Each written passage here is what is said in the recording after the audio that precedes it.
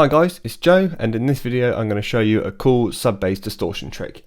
I'll be showing you it in Logic, but it can be used in any DAW or music software.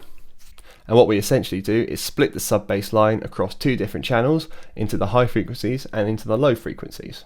And then we apply a distortion to the high frequencies.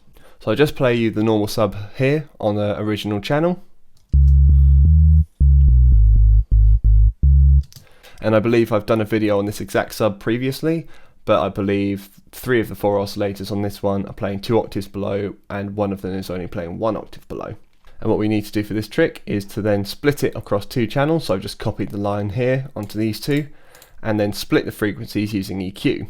Okay, so here we have the EQ, we have the high frequency ones up here, and then the low frequencies down here. And what we've done is we've dragged the high pass filter here to cut out all the low end up to 112 hertz, and we've also brought the low pass filter down to 190 just because we don't really need it anyway. And then we've essentially mirrored it on the low frequency channel. So we've pulled the low pass filter down to 108, so it just about overlaps our 112, and this way our low channel is focusing mainly on these frequencies that our high one has cut out. And we've also cut out all the high frequencies that our high sub is focusing on. So here's what they sound like in comparison to the original.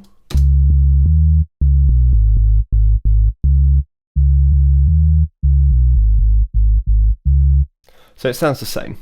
So what we now want to do is apply a distortion to our high frequency channel over here, and I've just used the clip distortion here in Logic. And if I'm honest, not many of the distortions in Logic are that great.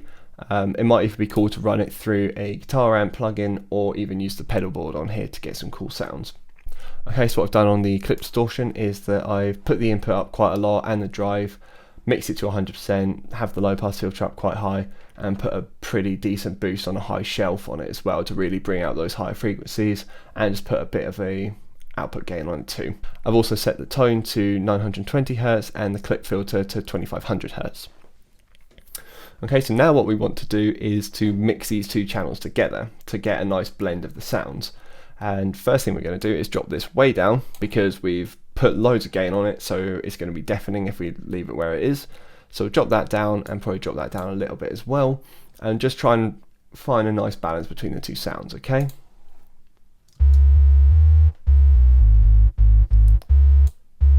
So I like to use it quite subtly, so just have the distortion coming through a little bit to kind of compensate for the high frequencies that aren't present in a sub. And of course it's up to you, you may want it really loud or really quiet, so you could want something more like this, or have it really subtle, just to give it a bit of grit. This is a cool technique to use if everything in a track drops out and you just have the sub playing, maybe along with the drums or something, and having the distortion on the high frequencies helps fill in that space that is lacking there. So it's just quite a nice cool trick you can use to make your sub sound a little bit more interesting. I hope you found this video useful, and if you have any questions, please leave a comment or contact me via my website. Thanks a lot for watching. Cheers.